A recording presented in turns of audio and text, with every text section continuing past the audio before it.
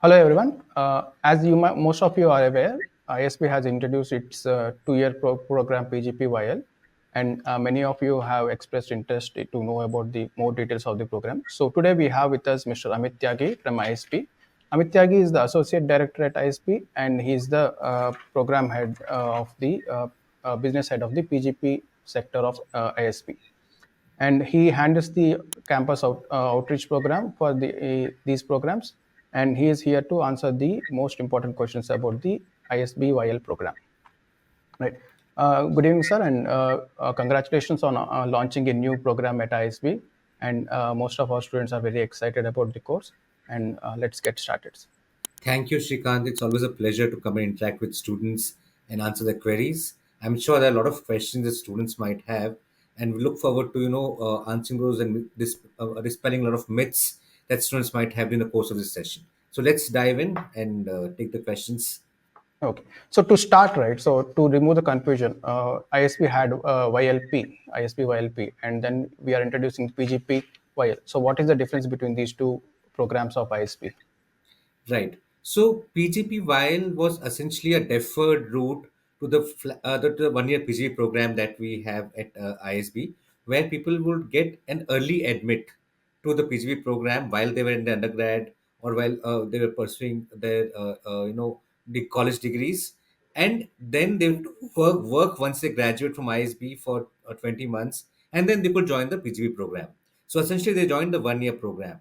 Now, during the course of our discussions with a lot of students over the years and recruiters over the years, we got a feedback and we realized that there are a lot of people who want to do an MBA right after the graduations. They want to start early. They want to have excellent careers, at the offset. And then on the other side, there are also a lot of recruiters who are looking at people who are freshers in the true sense, in the sense that they don't have work experience or don't have lot high work experience at ISB, and they can hire and groom them at their organizations. So there's definitely a lot of scope for people in that 0 to 2 year range for from both the recruiters sides as a demand, and there's also a lot of demand from students to bridge that particular gap. We have introduced this program where students have an opportunity to pursue excellent MBA or excellent management careers right after their graduation.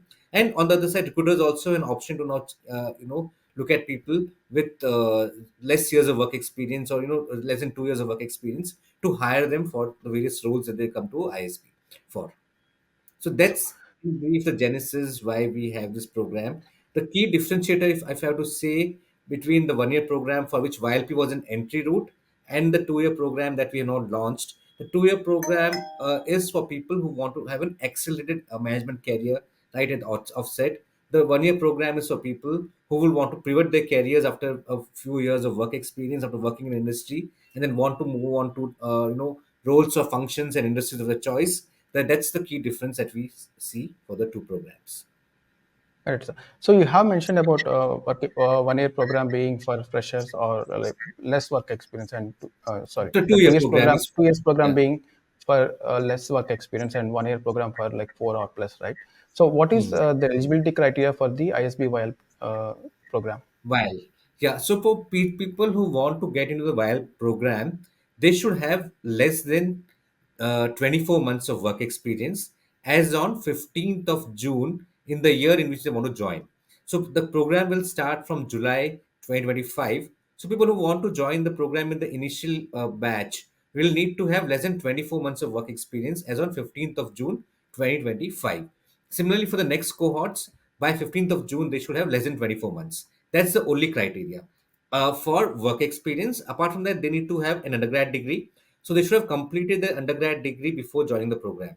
So people who are completing their final years exams before June 15th, uh, the course starts in July. So if they have completed a degree by that time, they are also eligible to apply. So essentially, an undergrad degree and less than 24 months of work experience and a valid test score. We are looking at GMAT, GRE, where we'll take only the test center scores, which are no older than 5 years as on the deadline date in which they apply. And the CAT score for CAT 2024 is the eligibility criteria for this program. Right, sir. So you have mentioned about GMAT, right? So are you also accepting GMAT FE scores or just GMAT Yes, yes. traditional? So we're accepting GMAT focus edition scores now. So in fact, the classical test is no longer being offered by GMAT. So we're taking GMAT focus addition scores from this year, from last year onwards once they were launched, and we're also accepting the classical scores which were written prior to the focus edition, as long as they're valid. And validity of a test score is 5 years, as you are aware. So as long as that test scores are valid, we'll accept both classical and focus addition scores for GMAT, and also the GRE scores also will accept for the long duration test which are earlier, and the current test which is being offered.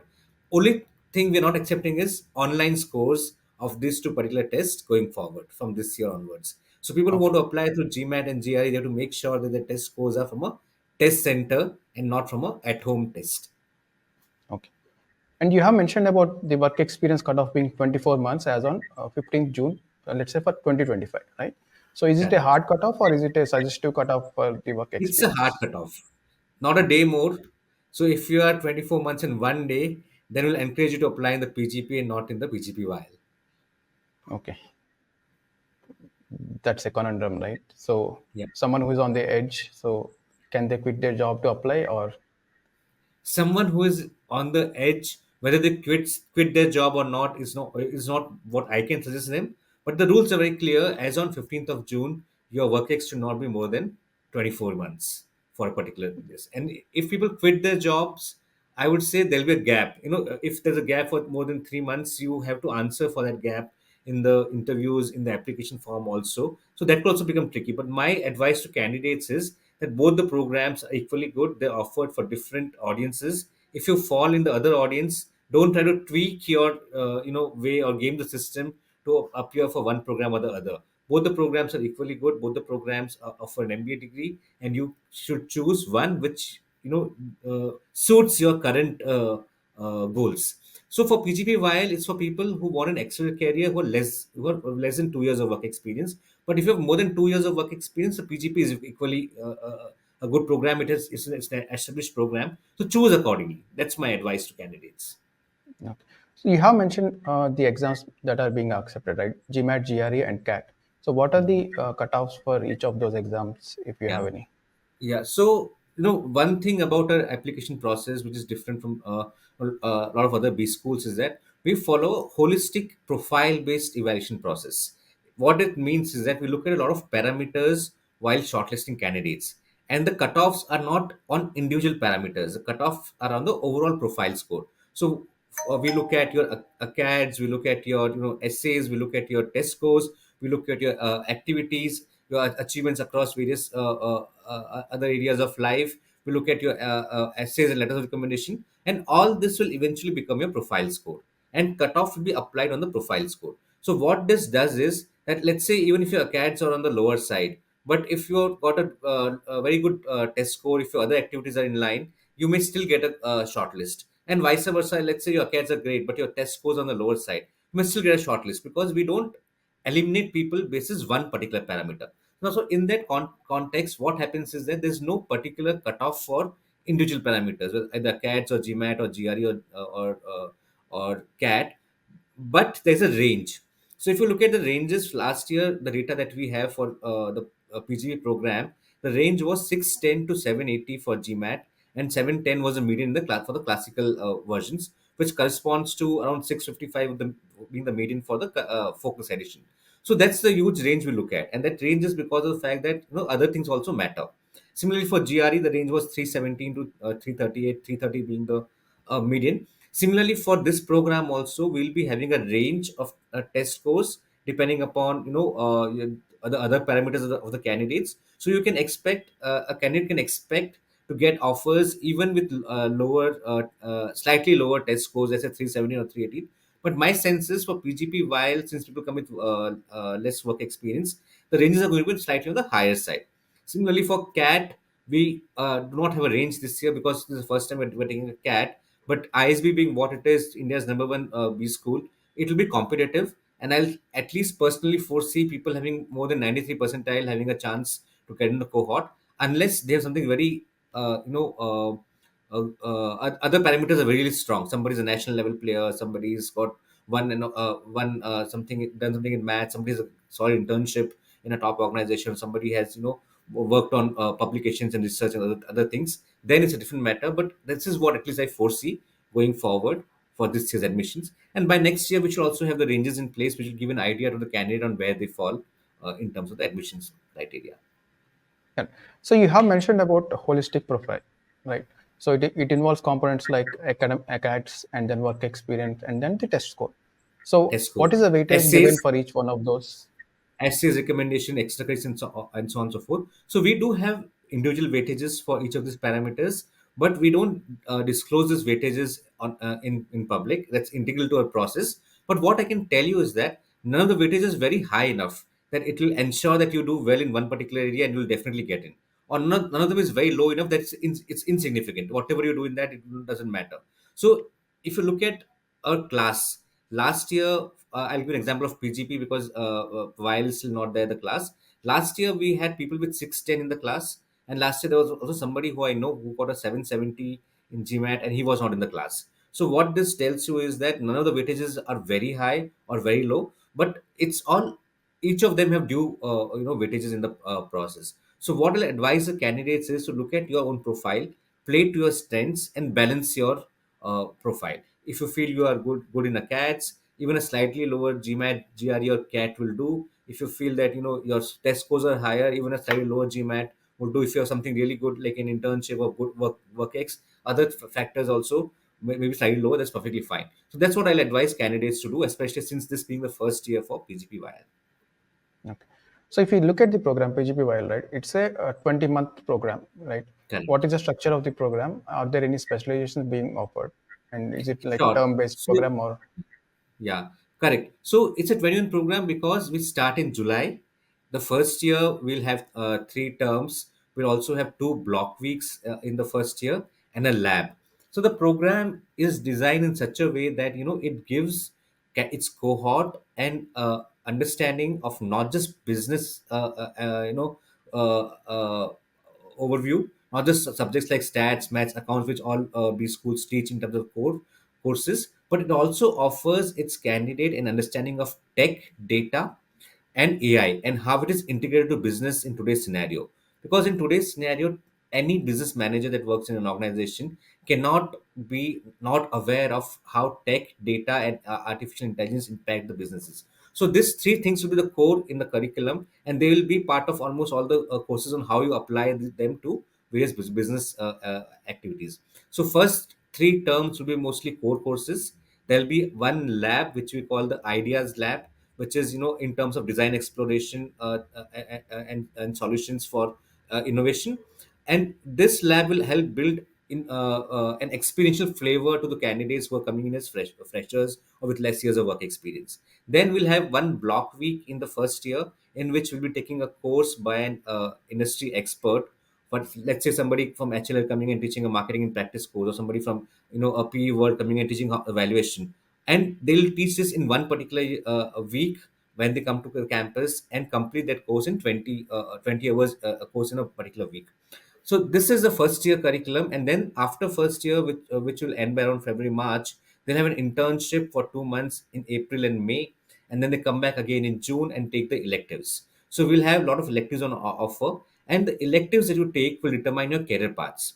So in PGP we have 10 specializations on offer, 6 functional and 4 industry. In PGP, while we are not offering specializations, but we are offering career paths. So depending upon what electives you take, whether you take 6 courses in marketing or 6 in finance or 6 in strategy or IT, that will determine what kind of companies you target, what kind of skill sets you build, and what kind of career paths you choose. So if you want to go into finance companies, let's say if you want to go to iBanking, you might want to take courses like options, which is derivatives, and so on and so forth, which will determine your career paths going forward. So that's how we have structured this particular program, to not focus more on specializations but focus on career paths for the students. And essentially that we offer plenty of choices in terms of electives for the same. So 3 terms for electives that we'll have in the second year. And we'll also have another lab called pivot lab, which is for people who want to be entrepreneurs, who want to maybe work build their own startups going forward. So that's one lab which is part of the second year. And we also have the placement season happening in December, combined for both the summer internships as well as final offers for students. Okay. So you have mentioned that the electives will decide your career path, right? So is it implemented during the placements, or does the placements depend on what career path they choose?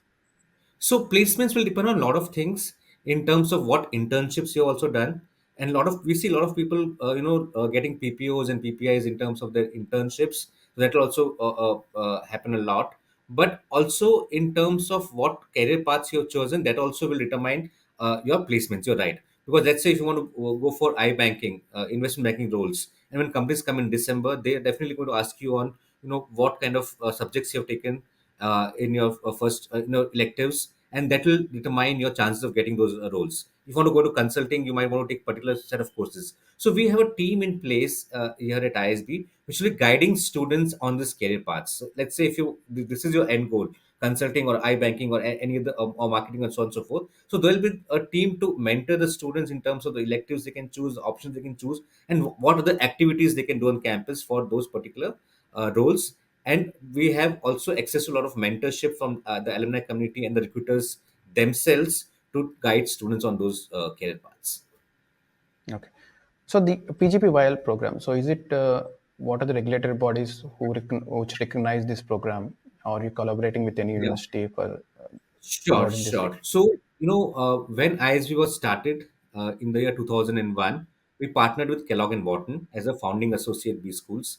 And then eventually, 3, 4 years later, we also partnered with the London Business School and the Fletcher University at the Fletcher School at the Tufts University. So these are our four key global alliances who also have a say in what we do in terms of they have seats on a governing council, and they meet every year and discuss the way forward for those schools. And we have a wide ranging collaborations in terms of research, in terms of student exchange, faculty exchange with this particular alliances, what we call. But apart from these alliances, we have a pool of 55 plus top universities and B schools worldwide for both student exchange, research, and faculty exchange, where faculty come to ISB campus, teach their courses, and go back to their respective universities.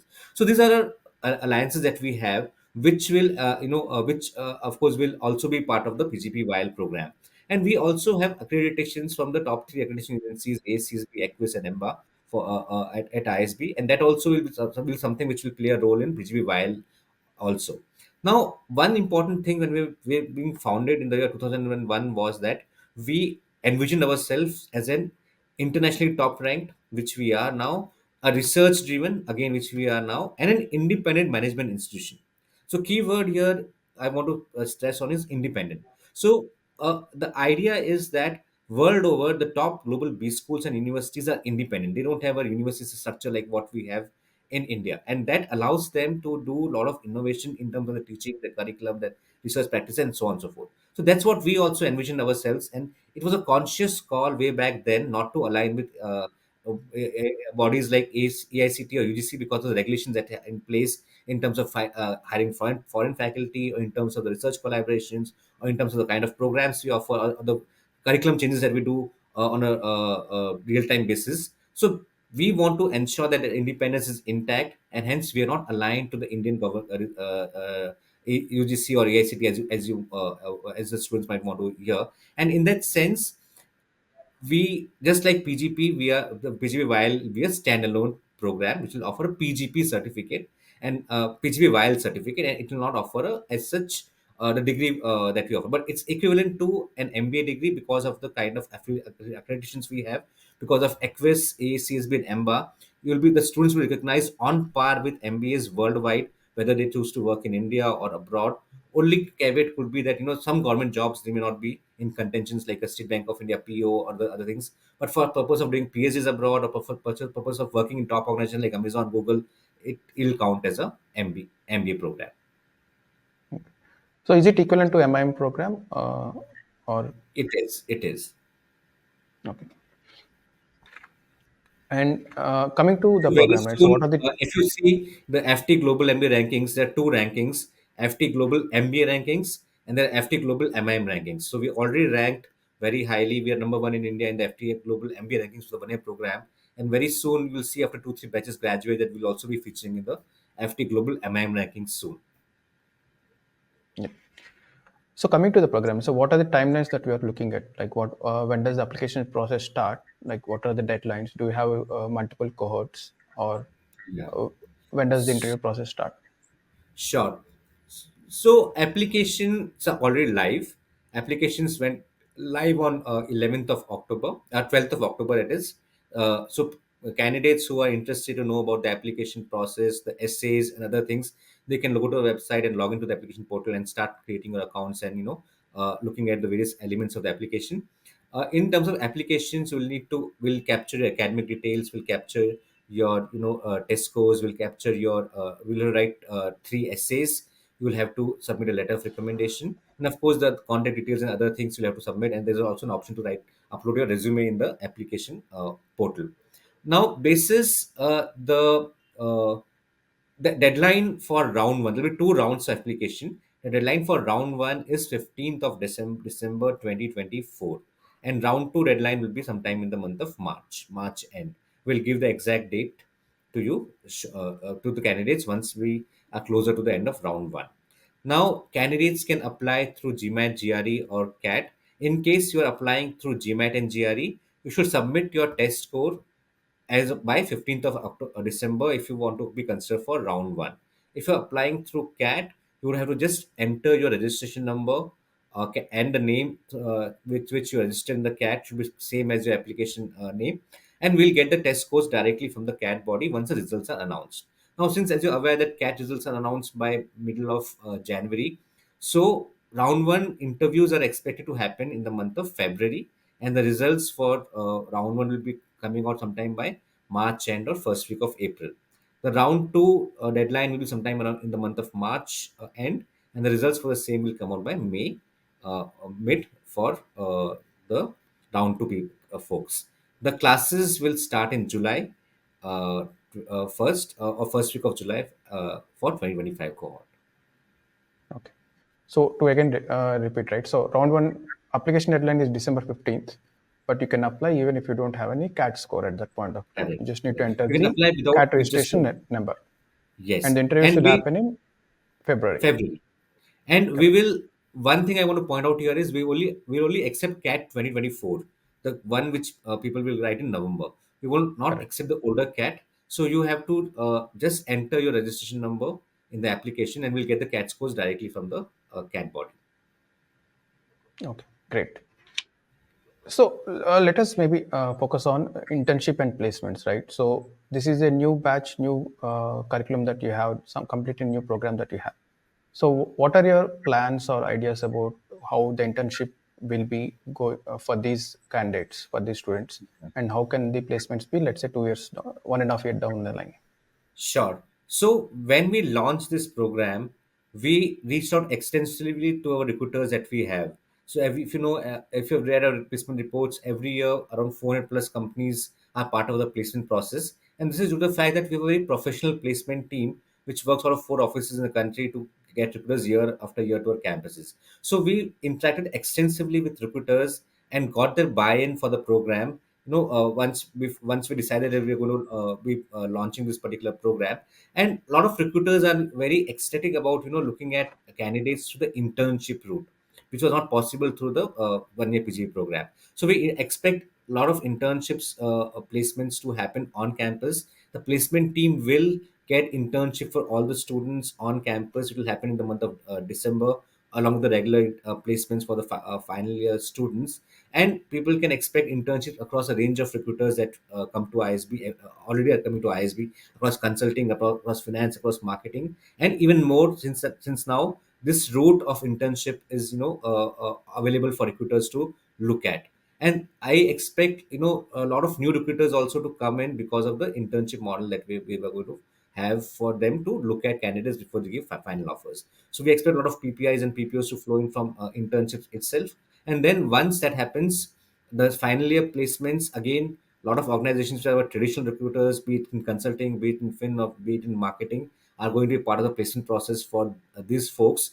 Because one thing about the ISB placement process is that we have a huge diversity of students. So for the PGP program till now, we had people with 2 to 22 years of work experience. So when companies come to ISB, they come for a range of roles. They come for entry level roles, they come for mid level roles for people with 5 6 years of work experience, and they also come for higher level roles like vice presidents and so on and so forth for folks with 15 16 17 18 years of work experience. So now this gives another option for companies to also look at people who they can groom and accelerate their roles in their particular organizations. For example, something like a PNG or HLL, who take people for leadership programs. This will be an ideal opportunity for them to look at candidates from the PGBYL and beyond as well. The consulting for companies like the big the MBBs or the Big Four, they're going to be the people who are going to look at the PGBYL folks for placements. So we expect these very good placements in terms of organizations participating and eventual salaries for these people going forward. Okay. So what is the intake of this program? So we are starting with an intake of 140. 140. And do you expect this to be done in like first round, second round? What are you expecting for the? So see, at ISB, even for the current program, we don't have a quota for rounds. We take a cutoff based application process. So there's a cutoff decided at the beginning of the year, and anybody who meets that cutoff is made offers. During the course of the application cycle, the cutoff can come down, but it cannot go up in the rounds. Right? It's not that first round one will have a higher lower cutoff, round two will be a higher cutoff. That's not going to be the case. It can come down equally for the both the rounds. So cutoff is going to be same across the two rounds, and hence whether you apply in round one or round two, the cutoff wise chances of selection are same. But I'll still advise candidates to apply in earlier rounds because that will give you a better chance of building your communities even before you come to the college and be prepared for the journey that you're going to take for 2 years at ISB. Okay. So if a candidate is like rejected in round one, can he reapply in the round No, two? no, they cannot. It's essentially an application cycle. Okay. 1 year is an application cycle. Rounds are for the ease of processing of application. If somebody wants to apply early, they should get results early. Somebody who applies a bit later, they get results later. That's the point. So if you get rejected in one round, you cannot apply in that year. You'll apply in the next year. But you are welcome to apply in the next year. We'll be happy to give you feedback as well, and you can apply next year with knowledge of the process, with knowledge of your own shortcomings in the previous year, and maybe how you have corrected. That will help you apply next year. We are most welcome to do that. Okay. So what is the fees that we are looking at for this program? So we're looking at a fee of 21 lakh 65,000 for 2 years, and plus GST. And apart from that, there is also an accommodation fee of 3 lakh 95,000 where you'll be staying on a Hyderabad campus. Total fee includes all the components. It comes to around 29 lakhs approximately, all put together for the 2 years Okay. program So that is a base fee plus the GST plus the accommodation will come to plus 29 accommodation. lakhs. So So are 21, there 21. any additionals on top of this, let's say for internship No, no. or No, placement no, no. fees? There are no additionals. Everything is included. There are no additionals as part of this. Maybe there will be an additional deposit of 15, 20,000, which is refundable to you once you're graduating. And there is an optional alumni membership fee of 25,000, which you'll have to pay if you want to join the alumni membership at that point in time, or you can do it later also. But that's optional. So 29 lakhs is all inclusive, except for maybe your staying living expenses like your laundry or your local travel or your other things. Everything else is part of the fee. Your library fee, your utilities and other things for you pay as per actuals, but your library fee, your other course materials, all are part of the fee itself. Okay. You have also mentioned about the exchange program that you have with the collaborating universities, right? Hmm. So is do students of this program can they participate in the exchange program, and Yes. if so, in what term can they do it? Absolutely, they can participate in this in the exchange programs. So exchange programs we have with 55 plus universities worldwide. So exchange will be applicable for PGP while also, and they can participate in the second year from second year onwards. So of course there will be placements in December. So people who want to be part of the final placements will go after December. Jan, Feb, March is when it will be ideal time for them to be part of those exchange students. For people who have already got a PPO or PPI, they will go after term 4. Term 5, 6 is when we'll have international exchange opportunities available, because that's also the norm for the international universities. So the outbound students also will come in term 5 and 6. So that's when we'll have the programs for PGPYL. But yes, it's very much a part of PGPYL program. In fact, it's more suited to them because of the kind of term structure will correspond to the international universities as well. Okay. And regarding the fee, right? Are there any scholarships that are being offered for, let's say, MCM or merit-based scholarships for students? Yes. So we have merit-based scholarships for students. Up to 100% of tuition fee is what we'll offer to students under the merit scholarship. The criteria is your performance in the selection process. So your CADs, your WorkX, your test scores, your essays and the other things put together will become a profile score, and then your interview score is added together. The overall score that you get, the higher up in the overall score you are, the better the chances of scholarships. And then there's also merit come needs scholarship. So if the candidate's annual family income is less than 18 lakhs per annum, then he or she can also apply for merit come needs scholarship. And here also we offer waivers up to 100% of tuition fee waivers for the merit come needs scholarship. There's also a Develop India scholarships, which is once you graduate from ISB, you get this particular scholarship. If you are going to work in a government sector or development sector after graduating from ISB, you get a stipend of 30,000 rupees per month for 2 years. Now, we expect around 40 to 50% of the batch will get some sort of a scholarship or other as part of the scholarship program at PGBYL. Uh, if somebody has not got a scholarship, let's say, and they can still very easily fund that program through bank loans. So ISB has tie-up with almost all major banks, public sector, private sector banks, and even NBFCs, and you can get loans at very attractive rates of return, attractive terms through banks. There's no collateral required till 40 lakhs. There's no borrower or co-signer required till 40 lakhs for for the loan from IS for studying at ISB. Um, so, how do you see the career path of, let's say, someone who is graduating from ISBYL? So somebody who is graduating from ISB while is somebody who has decided early that they want to go into a management field, and they will be getting an accelerated career path in a management field.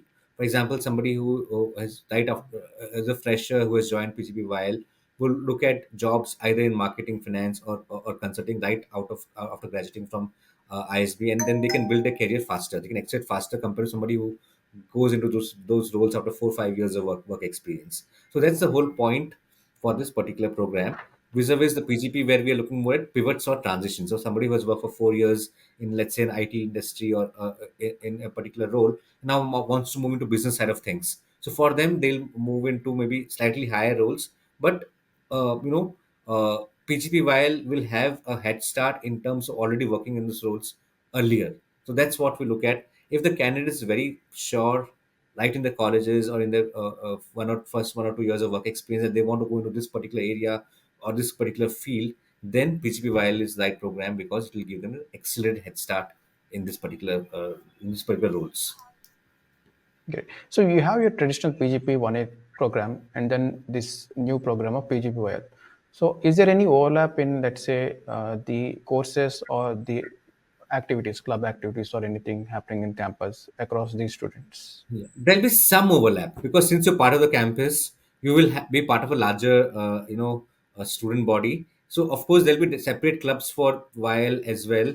There'll be some focus clubs for while, but they'll also be part of the larger campus community. And at the end of the day, you are part of a larger community. We don't want to, be confined to a particular cohort of students because that beats the larger purpose of networking and learning from each other.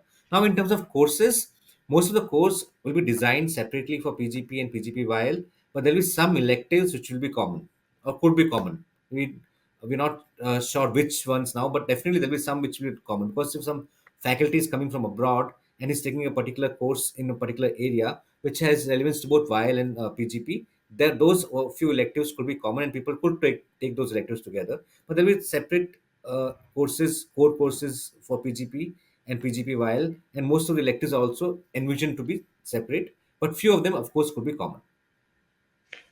Great. So, what about placements? So placements will happen in December for both PGP and PGPY, and that will be happen at the same time, because companies will not come twice to a campus to hire students from two different programs. So placements for both the programs will be happening at the same time. But the beauty is Okay. that those people will have a different set of roles, and people who are coming in freshers will have a different set of roles. So companies will come with wide range of roles, which they already do at ISB. Okay. You don't see any cannibalization of offers across the No, courses. we don't see cannibalization because of the kind of roles that we are offering, and the kind of profiles that the students will have. So PGP, while if it's for people with less than 2 years of work experience, so uh, we're looking at an average work ex of around 8 months to 1 year, let's say. While PGP already has average work ex of 4.5 years, right, which might go higher once we don't have people with from YLP or the early entry option. So, in that sense, there's a clear distinction to two different target audiences for organizations or recruiters to choose from as well. So, we don't see any cannibalization happening on that front. Right. So you have mentioned that the average work ex of PGP is 4.5, right? 4 to It's 4.5 likely to go years. to four. Yeah, it's already 4 years and some months. It'll go 2 3 months higher, maybe in next 2 3 years. Correct. So for someone who has like just about 2 years of work experience, is he in no man's land for ISP programs? Not necessarily. So if you have 2 years of work experience, or more than 2 years of work experience, let's say 2 years, 3 months, 4 months, not necessarily you will be in no man's land, because even currently in PGP we have people with 20 months of work experience with the YLP, and YLP constitutes quite a at least 60 70 candidates every year who have 20 to 28 months of work experience. So we still have people currently, and people are being recruited, right? So that will continue to happen going forward as well. Okay, great. So with this new program, right? So you're competing directly with the IIMs and the other B schools of India. So how do you see this competition going, and what do you see this course will be, let's say, in 5 years down the line? Yeah. So we don't see it as a competition, or we're not looking at other B schools, or we're not looking at it as a competition. We're looking at it as a demand which is there in the market currently from both the sides, recruiters, the students, and basis the feedback we have introduced this particular course. So we're not looking at getting into this versus that, or against particular B schools. They're all good, very decent, good B schools, and there's space for this particular program to provide a niche learning to our audiences. What we're looking at from this program going forward 5 years is that this program will offer a very unique blend of curriculum to our students. As I had mentioned in the curriculum section also, it's not just about business learning, it's not about just about learning on finance, marketing, economics. That's enough for today's business leaders. They also need to understand skills like the data, tech, entrepreneurship, AI, which will be a very important part of the curriculum. So we're offering that to our students, and to our prospective students. That's the whole idea. So I won't look at it as a competition to somebody else, or competition to a particular B schools in India or abroad. And we have people will say that our PGP is competing with the likes of NUS or INSEAD, but still we have been able to have a lot of quality kind of students here and build a niche for ourselves. That's what we'll look forward to going forward to next 5 years. Great. So let's circle back to the selection criteria, right? So do you have any weightage for, let's say, diversity weightage or any other such weightages to ensure that the incoming batch is diverse enough? Yeah, so if you're talking about the women quota or the non-engineers quota or other things, so we don't have such quotas either in PGP or in PGPYL. But what we do have is a holistic selection process, which ensures that everybody has a chance of getting in. There's no undue weightage to one particular parameter. There's no undue weightage to, let's say, a test score, or there's no undue weightage to people coming from a particular education institutions getting a higher score, or all those things, which ensures that we have a diverse class even in a PGP. And same philosophy is what we'll be replicating in PGP while as well.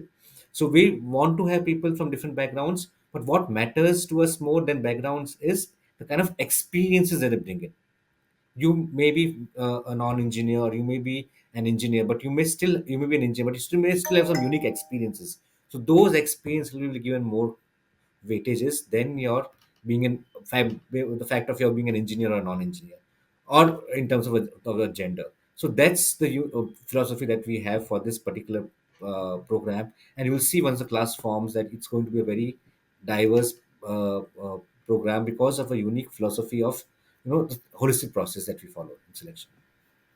But Okay. there are no So quotas as such. There's no like other colleges, the general engineering male or what the people call gem, or Gem, right? all those things are not. That's not what we do. Okay. So who do you think is an ideal candidate for this ISB PGPYL program? See, the ideal candidate is somebody who has displayed either consistent achievement orientation, either through consistent academics, or in terms of contribution to society, or in terms of contribution in other areas. Could be in terms of social activities, could be in terms of sports, could be in terms of co-curricular activities, and so on and so forth. Somebody who has shown innovation and what enterprise, that is, if you have been part of startups, if you have started something, if you have innovated something in terms of patents, you have contributed something to your colleges through building something, or if you have shown lateral thinking, unique thinking skills through various activities, then this program is for you. So it's not just about academics, but about a lot of other things. Showcase one of these things, and if you think you're good at that, you're more than welcome to apply. So let's just touch the cutoff for CAT score because that's what most of our students will be interested in, right? So beyond what score do you think the students can think of applying for ISP, or not below what score should they think of not applying for this program? Yeah. See, it's very difficult to say because of the kind of process that we have, or the this being the first year. But I'll take a guess. I'll take a shot at this answer.